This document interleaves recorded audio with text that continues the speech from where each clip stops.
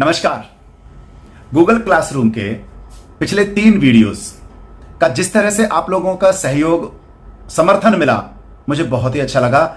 इस सब के लिए सभी शिक्षक भाई बहनों का और सभी विद्यार्थियों का पुनः हार्दिक आभार और धन्यवाद। सर्कुलर जैसे ही कोई नया आता है हम लोग बड़े टेंशन में आ जाते हैं। बहुत दुख होता है जब हमारे अपने साथी थोड़ी सी जल्दबाजी में अपने लिए खुद ही टेंशन ले लेते हैं और इसमें अपने परिवार को भी शामिल कर लेते हैं। 9वीं और 11वीं के छात्रों का जो किसी भी कारण से रुक गए उनका हमें एक असेसमेंट या प्रोजेक्ट लेना है और वह भी ऑनलाइन, डिजिटल या जैसे भी है, और निश्चित समय में उस छात्र को स्कूल में या ऑनलाइन कैसे भी वो सबमिट कराना है। कुछ छोटी मोटी टर्म्स कंडीशंस भी हैं उसमें। अगर हम ध्यान से उसको देखें तो सीधा सीधा विभाग का इशारा है कि उन सभी बच्चों को जो किसी भी कारण से रुक गए वे सभी अगली क्लास में आ जाएं। अब इसमें हमारी नींद उड़ गई। क्यों? क्योंकि अगले वर्ष मेरा रिजल्ट खराब आएगा अगर ये सारे बच्चे पास हो गए तो। फिर मीमो, अपार, एमएसीपी ये सब आंखों के सामने नाचने लग जाते हैं, जो स्वाभाविक भी है। तो अपनी पहली गलतफहमी तो आप सब दूर कर लो कि किसी भी प्रकार से आप उन्हें पास होने से रोक सकते हैं, पर हां, रोकने की कोशिश में अपना और अपने परिवार का सरदर्द जरूर बढ़ा सकते हैं। इसलिए अच्छा यह है कि इसे हम खुशी खुशी स्वीकार करें और बिना ज्यादा परेशान हुए विद्यार्थी को ऑनलाइन असेसमेंट भेजें। असाइनमेंट जितना आसान होगा ना आपके लिए उतना ही अच्छा होगा। विद्यार्थी या उसके अभिभावकों पर कोई फर्क नहीं पड़ने वाला है ना, वो तो किसी न किसी तरह से करके आपको दे ही देंगे। पासिंग मार्क्स लाना उनके लिए कोई मुश्किल नहीं है, लेकिन अभी की स्थिति में जिस तरह डिपार्टमेंट की ऑनलाइन कक्षाएं चल रही हैं, वे भी गूगल फॉर्म के द्वारा विद्यार्थियों को असाइनमेंट भेज रहे हैं और विद्यार्थी भी उन्हें खुशी खुशी कर रहा है। बहुत एक्साइट है विद्यार्थी। क्यों? क्योंकि गूगल फॉर्म में पेपर करते ही उन्हें साथ साथ मार्क्स पता लग जाते हैं, आंसर पता लग जाते हैं। तो हम भी ऑनलाइन टेस्ट गूगल फॉर्म के माध्यम से लें। जितने भी बड़े कॉम्पिटिटिव एग्जाम होते हैं वे सब ऑब्जेक्टिव ही ज्यादातर होते हैं। इसलिए मेरा सभी शिक्षक भाई बहनों से आग्रह है कि मल्टीपल चॉइस वाले क्वेश्चन बनाएं। हां, उनकी कैलकुलेशन कुछ ऐसी हो सकती है कि विद्यार्थी अपने यहां पर बैठा हुआ कर ले और उसके बाद जो आंसर आए उसमें वह टिक कर दे। तो आज का मेरा यह वीडियो गूगल क्लासरूम में चौथा पार्ट के रूप में आज आपके सामने है। इसमें ऑनलाइन गूगल फॉर्म द्वारा हम असाइनमेंट कैसे बनाएं, जो बहुत ही आसान है। इसके माध्यम से हम आसानी से किसी भी विषय का पेपर ले सकते हैं और अपने आप चेक भी उसी में हो जाएगा। विद्यार्थी को प्रश्न अलग अलग नंबर पर मिलेंगे, अर्थात एक विद्यार्थी को कोई प्रश्न पहले नंबर पर है तो दूसरे विद्यार्थी को वह प्रश्न तीसरे नंबर पर हो सकता है, अगले को 5वें पर हो सकता है, किसी पर 8वें पर हो सकता है। तो इस तरह से पेपर भी अलग अलग हो गया, है ना। बहुत आसान। रही अगले वर्ष के रिजल्ट के परिणाम की, तो इस वर्ष क्या होगा यह किसी को भी नहीं पता।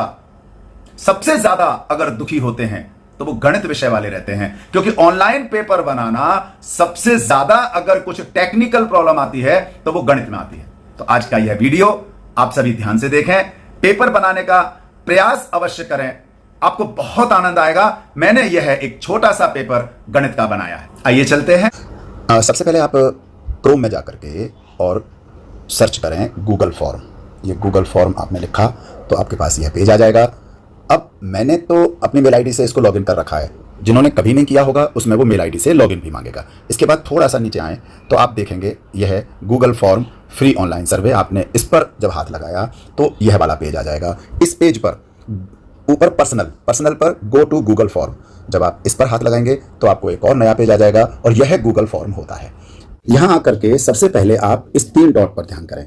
3 डॉट पर हाथ लगाते ही प्रीव्यू के नीचे सेटिंग में जनरल सेटिंग में अगर आप कलेक्ट ईमेल एड्रेस करना चाहते हैं तो वह करें, नहीं करें तो छोड़ भी सकते हैं, लेकिन इस पर जरूर आप सेलेक्ट करें लिमिट टू 1 रेस्पॉन्स। उसके बाद प्रेजेंटेशन पर आ जाएं। प्रेजेंटेशन पर शो प्रोग्रेस बार से आपको सारा एनालिसिस डाटा होता रहता है। और शफल क्वेश्चन ऑर्डर से अगर हम एक से ज्यादा विद्यार्थियों को क्वेश्चन भेज रहे हैं और हमें डर रहता है या डाउट रहता है कि विद्यार्थी आपस में बातचीत कर सकते हैं कि भाई पहले का क्या होगा, दूसरे का क्या है, तीसरे का क्या है। तो यहां क्या है, क्वेश्चन अलग अलग नंबर पर जाएंगे। कोई क्वेश्चन पहले नंबर पर एक विद्यार्थी को गया तो वही क्वेश्चन दूसरे वाले को किसी और नंबर पर हो सकता है। और स्पेशली 9th और 11th का जो हम पेपर अलग अलग भेजने वाले हैं, अगर आपने ऐसे क्वेश्चंस बना करके 15-20 क्वेश्चन बनाए और आपने सफल कर दिया तो एक प्रकार से ये अलग अलग पेपर भी हर विद्यार्थी के लिए हो जाएगा। इसके बाद आप आ जाए अगले पर, क्विज। क्विज में मेक दिस क्विज, इसे क्विज बनाते ही अब विद्यार्थी को नंबर हाथ के हाथ भी मिल सकते हैं इमीडिएटली आफ्टर ईच सबमिशन। यानी इधर विद्यार्थी ने पेपर सबमिट किया, उधर नंबर मिल गए।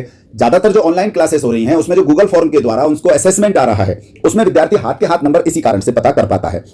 लेटर, अभी हम कंपार्टमेंट का पेपर बनाने वाले हैं तो 18 अगस्त के बाद पता लगे, तो हम इसको बाद के लिए भी कर सकते हैं लेटर करके। मिस्ड क्वेश्चंस मैंने सेलेक्ट किया हुआ है। मिस्ड क्वेश्चंस यानी विद्यार्थी को पता लग जाए कि कौन सा प्रश्न छूट गया।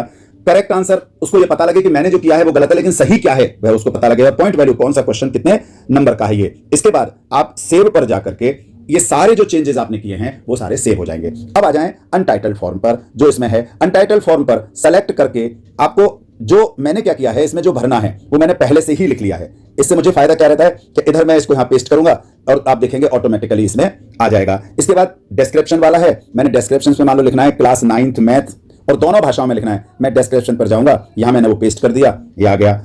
इसके बाद विद्यार्थी को ईमेल एड्रेस डालना है, ये तो अपने आप आ गया है क्योंकि मैंने वहां सेलेक्ट कर दिया था। अगर आपने वहां ईमेल एड्रेस सेलेक्ट नहीं किया है तो ये वाला पोर्शन ईमेल एड्रेस का विद्यार्थियों को नहीं आएगा। इसके बाद अगला है अनटाइटल्ड क्वेश्चन। मैं इसको 2 पेजों में बनाता हूं। पहले पेज में विद्यार्थी की पूरी इंफॉर्मेशन रहती है। पूरी इंफॉर्मेशन में जैसे पहला प्रश्न में बनाता हूं विद्यार्थी को नाम का, तो अनटाइटल्ड जैसे ही मैं यहां करूंगा, यहां मैं इसको पेस्ट कर दूंगा नाम।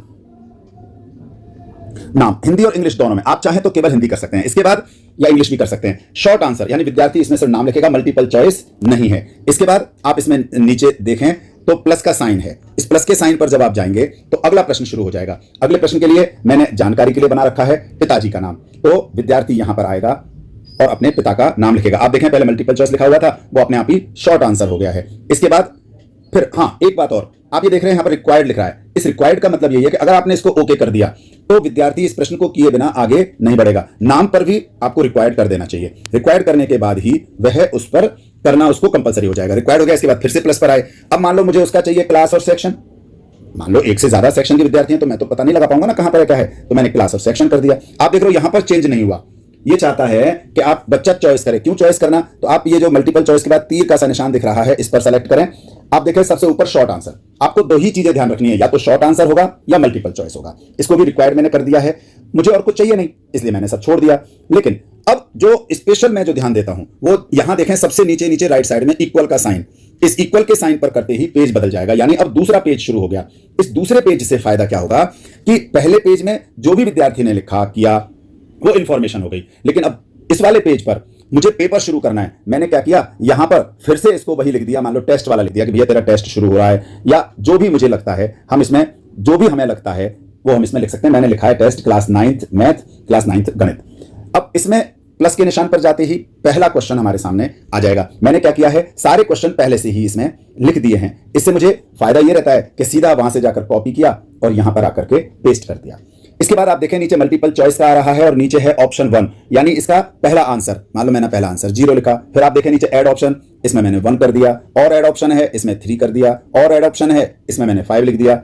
अब इतना करने के बाद फिर मैं इसमें सबसे नीचे देखें तो रिक्वायर्ड भी इसको कर दें। रिक्वायर्ड के बाद यहां सही का निशान लग रहा है, जब आप सही के निशान पर आप टिक करेंगे तो ऊपर देखें पॉइंट्स, मान लो मैंने 2 नंबर का बना दिया। 2 नंबर का बनाने के बाद इसमें से उत्तर कौन सा सही है, तो मान लो मेरा ये उत्तर सही है, 1 मैंने 1 किया, और नीचे आप देखें डन। डन करते ही ये एक क्वेश्चन मेरा कंप्लीट हो गया। इसके बाद प्लस के निशान पर फिर से जाएं और जाकर के अगला प्रश्न सेलेक्ट कर लें। आप चाहें तो फ्रेश लिख सकते हैं, मैंने हिंदी और इंग्लिश दोनों में बनाया है, आप चाहें तो किसी एक विषय में बना सकते हैं। यहां पर जाकर के ये पेस्ट कर दिया। फिर से मल्टीपल चॉइस है कि वाई अक्ष का समीकरण क्या है, मल्टीपल चॉइस ही रखना है। ऑप्शन में जाऊंगा, ऑप्शन में मैंने इसका आंसर लिख दिया x = 0। दूसरा ऑप्शन लिया मैंने, दूसरे ऑप्शन में लिख दिया y = 0। तीसरे ऑप्शन में गया मैं, तीसरे ऑप्शन में मैंने लिख दिया x = y। चौथे में भी आ गया, मान लो मैंने लिख दिया x × y = 0। ऐसे कुछ भी लिख सकते हैं आप। अब y अक्ष का इसमें नीचे आकर फिर से रिक्वायर्ड किया। रिक्वायर्ड करने के बाद आप सही का निशान पर लगाएंगे तो फिर से 2 नंबर का पॉइंटर मैंने दे दिया। इसमें कौन सा सही है आप उस पर टिक कर देंगे और नीचे डन कर देंगे। फिर से प्लस का निशान, इस प्लस के निशान के बाद अब आपको क्या, मैंने 2 प्रश्न ऐसे भी बनाए हैं कि मैथमेटिक्स में स्पेशली कुछ ऐसी चीजें होती हैं जो हम टाइप नहीं कर सकते, मुझे कुछ और देना है, जैसे ज्योमेट्री पोर्शन का हो सकता है, कुछ ग्राफ का हो सकता है, या और भी किसी ऐसा हो सकता है जिसमें लिखने के बजाय मुझे कोई प्रश्न अलग से देना है। तो उसके लिए मैं क्या करूंगा, इसमें प्लस के निशान पर जाने के बाद आप देखें क्वेश्चन पर जैसे ही आप हाथ लगाएं पहले, तो आपको राइट साइड में आपको ये इमेज वाला पोर्शन दिखेगा। जब आप इस इमेज वाले पोर्शन पर हाथ लगाएंगे तो आपको ये ब्राउज दिखेगा। ब्राउज पर जब जाएंगे तो फाइल में जब आ जाएंगे आप, तो आप देखेंगे आपको आपने जिसका स्क्रीनशॉट पहले से लिया हुआ है, ऐसे कोई भी प्रश्न, जैसे मैंने ये वाला पहले से स्क्रीनशॉट लिया हुआ था, ये मेरे फाइल में फोटो के रूप में था, मैंने उसको ले लिया और लेने के बाद फिर मैंने इसको ऊपर इसके बारे में क्वेश्चन लिखा। मैंने चूंकि इसका क्वेश्चन पहले से ही लिख रखा है, इसलिए मैं इसको हिंदी और इंग्लिश में जो मैंने लिख रखा है, मैंने इसके लिए क्वेश्चन लिख दिया कि आकृति में यदि क्यूपीस और आरटी समानांतर हैं तो एक्स का मान ज्ञात करो। मान लो पहला भरा आपने 65, दूसरा ऑप्शन भरा वो भर दिया आपने 40, तीसरा ऑप्शन पर गए वो भर दिया आपने मान लो 50। अब आप चौथे पर आए तो आपने 75 भर दिया। अब विद्यार्थी खुद सोच सकता है कि इसमें क्या ज्यादा सही है क्या नहीं है, भरना उसे इन चारों में सही है। आपने इसको कंपलसरी कर दिया, सही के निशान पर गए, 2 नंबर डाला, 2 नंबर डाल करके इसमें से कौन सा सही है आपने उस पर टिक कर दिया और डन कर दिया। एक और बताता हूं कि मान लो ग्राफ वाला क्वेश्चन हो तो हमें कैसे देना। तो ग्राफ वाले क्वेश्चन पर भी पहले क्वेश्चन पर टिक करना, फिर ये साइड में जो इमेज वाला आ रहा है, जब इस पर जाएंगे आप ब्राउज पर आएंगे, फाइल होगी, फाइल पर मैंने ये ग्राफ वाला प्रश्न सेलेक्ट कर दिया। ग्राफ का सेलेक्ट करते ही थोड़ी देर में वो अपलोड हो जाएगा।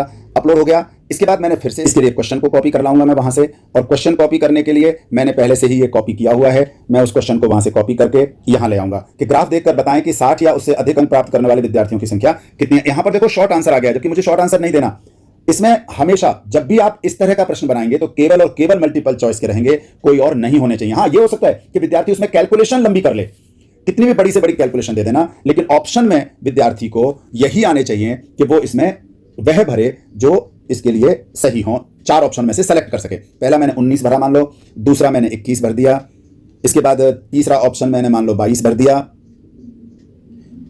और चौथा ऑप्शन मैंने इसमें 60 ही भर दिया। अब इसमें फिर से वही सेलेक्ट करके रिक्वायर्ड कंपलसरी करके सही के निशान पर जाएंगे, 2 नंबर का रखा, 2 नंबर पर रख करके इस पर मैंने सही पर निशान लगा दिया और डन कर दिया। इस तरह से आप जितने क्वेश्चन चाहें उतने क्वेश्चन इसमें रख सकते हैं। अब कुछ बातें जो हमें विशेष तौर पर ध्यान देनी चाहिए देखने के लिए कि हम यहां से फिर से एक बार सेलेक्ट करें, देखें ध्यान से कि ईमेल एड्रेस पर स्टार है, यानी बिना ईमेल एड्रेस भरे वो नहीं बढ़ सकता। नाम पर स्टार है या नहीं, या आप देखें स्टार कंपलसरी है, जिस पर स्टार है वो विद्यार्थी के लिए जरूरी क्वेश्चन होगा। पिताजी के नाम पर स्टार है, कक्षा एवं सेक्शन पर स्टार है, दूसरे पेज पर आ जाओ, यहां पर भी हर क्वेश्चन पर स्टार होना चाहिए। अगर स्टार नहीं है तो इसका मतलब वह क्वेश्चन फिर कंपलसरी नहीं है कि वो करे। तीसरे पर भी स्टार है और चौथे पर स्टार नजर नहीं आ रहा है मुझे, चौथे पर भी स्टार होगा, ठीक है। अब इसके बाद आप यहां देखें, ये है पोस्ट वाला, आप इसको पोस्ट कर सकते हैं, और पोस्ट करते समय आप इसको यहां पर क्लिक करने के बाद अब आप देखें साइड में ये है लिंक वाला बटन। जब आप इस पर जाएंगे, लिंक पर क्लिक करेंगे तो इतना बड़ा लिंक आएगा, लेकिन आप नीचे देखें शॉर्ट टर्न अर्ल करते ही ये छोटा हो जाएगा। साइड में कॉपी नजर आ रहा है, इसको कॉपी करते ही अब ये लिंक कॉपी हो गया। लिंक कॉपी होने के बाद आप जहां चाहें वहां इसको भेज सकते हैं। अब हम आते हैं दूसरी बात पर। मान लो आपने इसका प्रीव्यू किया, यानी आपने खुद ने पहले सॉल्व किया, आपने सॉल्व किया है तो आपने कुछ भी इसमें भरा, मैं इसको अंदाजे से भर देता हूं, लेकिन आप इसमें प्रॉपर भर लेंगे। gmail.com डाला मैंने। अब पिताजी का नाम, हाँ ये चूंकि शफल किया हुआ है इसलिए कोई भी किसी के लिए कुछ भी ऊपर नीचे आ सकता है। पिताजी का नाम भरा मैंने कुछ भी, कक्षा और सेक्शन मैंने भर दिया मान लो 9th A, और इसके बाद नाम मैंने भर दिया मेरा कुछ भी, और नेक्स्ट पर ध्यान रखना जब तक आप इनको भरेंगे नहीं आगे नहीं बढ़ सकते, आपने देखा होगा। भरने के बाद आप नेक्स्ट पर जाएंगे तब अगला पेज खुलेगा। आपने देखा होगा हमने ये लास्ट वाला बनाया था, लेकिन मेरे लिए ये पहला क्वेश्चन आ गया। अब यहां मैं किसी पर कुछ भी टिक कर दूं, मेरी मर्जी, मतलब मर्जी तो नहीं होनी चाहिए, होना तो वही चाहिए जो इसमें सही है। मैंने ये भर दिया, भर के सबमिट कर दिया। अब व्यू स्कोर, अब व्यू स्कोर देखें तो मुझे 4 नंबर मिले हैं 8 में से, है ना। ये पूरी डिटेल मेरे पास आ गई, मैंने कहां कौन सा क्वेश्चन कैसा किया था। जैसे ग्राफ 12 मेरा क्रॉस हो रहा है, यानी ये गलत हो गया, अर्थात ये सही नहीं है। करेक्ट आंसर 21 है, ये मेरा बिल्कुल ठीक है, ये ठीक है, लेकिन ये गलत हो गया, 40 नहीं है, इसका करेक्ट आंसर है 75। तो इस तरह से विद्यार्थी को ये सब कुछ अपने आप ही पता लगता रहता है। अब एक और बहुत ही मजेदार चीज, वह है रेस्पॉन्स। यहां आप मेन पेज पर दोबारा आ जाएंगे, रेस्पॉन्स देखेंगे। रेस्पॉन्स पर जब आप हाथ लगाएंगे तो आप देखें अभी एक रेस्पॉन्स आया है क्योंकि वो मैंने भेजा है। अब रेस्पॉन्स के क्या क्या और कैसे कैसे हैं वो एक रेस्पॉन्स से आपको अंदाजा नहीं लगेगा, उसे मैं अपने पेज पर दिखा दूंगा। लेकिन आप इस तरह से देख सकते हैं। और इसमें ये जो आप देख रहे हैं एक्सेल शीट, इसका भी बहुत बड़ा महत्व होता है, जिसे मैं अपने पेज पर अलग से दिखा दूंगा। एक और बात कि मान लो मैंने तो प्रैक्टिस के लिए किया था, तो जब प्रैक्टिस के लिए किया तो इंडिविजुअल, यहां देखें समरी क्वेश्चन इंडिविजुअल पर आकर के आप ये देखें डिलीट, यानी आप किसी का भी, अभी तो एक ही था, अगर ज्यादा होते हैं तो इसमें कई नाम दिखाई देते हैं, आप जिसको चाहें आप उसमें से रेस्पॉन्स डिलीट कर सकते हैं। अब मैंने अपना रेस्पॉन्स डिलीट कर दिया तो 0 रेस्पॉन्स आ गया। इसके बाद की जानकारी के लिए जो मैंने अपना पहले से ही टेस्ट ले चुका हूं वहां जाकर के देखते हैं कि वो कैसा रहता है। ये मैंने अपना ऑनलाइन मैथ्स टेस्ट 2 था जिसमें रेस्पॉन्स 51 थे। इसमें अगर मैं रेस्पॉन्स पर हाथ लगाता हूं तो आप देखेंगे इसमें ये हमें साफ साफ पता लगता है कि स्टूडेंट्स के 2 से 10 तक थे, यानी कम से कम 2 और हाईएस्ट 10 मार्क्स हैं। कितने विद्यार्थियों के कितने मार्क्स भी आए हैं यह भी पता लगता है। इसके बाद फ्रीक्वेंटली मिस्ड क्वेश्चंस, यहाँ हमें एनालिसिस करने में आसानी हो जाती है कि ये 4 क्वेश्चन ऐसे हैं जो मात्र 18 बच्चों ने किए 51 में से, है ना। ऐसे ही ये 17 बच्चों के, ये 18 या 19, यानी ज़्यादातर बच्चों के ये गलत गए हैं। तो हमें इससे ये पता लगता है कि इन क्वेश्चनों पर हमें ज़्यादा से ज़्यादा स्टूडेंट से डिस्कस करनी चाहिए, और वो हमने फिर बाद में की। फिर यहाँ स्कोर्स कि हमें पता लग जाता है कि भाई किस विद्यार्थी के 10 थे, तो जिनके 10 होते हैं उनको हम अलग से कुछ कमेंट कर देते हैं, किसके कितने थे, ये सब के बारे में पता लग जाता है, नाम का, ये सारी चीज़ें हमें इसमें आराम से एनालिसिस हो जाती हैं। और सबसे इंपॉर्टेंट चीज़ जो मैंने आपको पहले भी ध्यान दिलाई थी कि ये जो एक्सेल शीट है, इस पर जब हाथ लगाएंगे तो क्रिएट ए न्यू स्प्रेडशीट, बिल्कुल आप लास्ट में क्रिएट पर हाथ लगाएं तो आप देखेंगे आपके सामने मेल आईडी आ गया है। इस मेल आईडी पर आपको ये पूरा एक्सेल शीट के फॉर्म में हर विद्यार्थी का पूरा ये आ जाएगा कि कितने तारीख को कितने बजे उसने पेपर किया, ईमेल एड्रेस क्या था, स्कोर कितना मिला, उसका नाम क्या है, पिताजी का नाम क्या है, स्कूल का क्या आईडी है, सेक्शन क्या है, अब किस प्रश्न का क्या क्या आंसर उसने दिया है, ये सारा एनालिसिस कि आप इसे बना रहे हैं तब तो दिखाई दे रहा है, लेकिन बाद में ये कहाँ दिखेगा।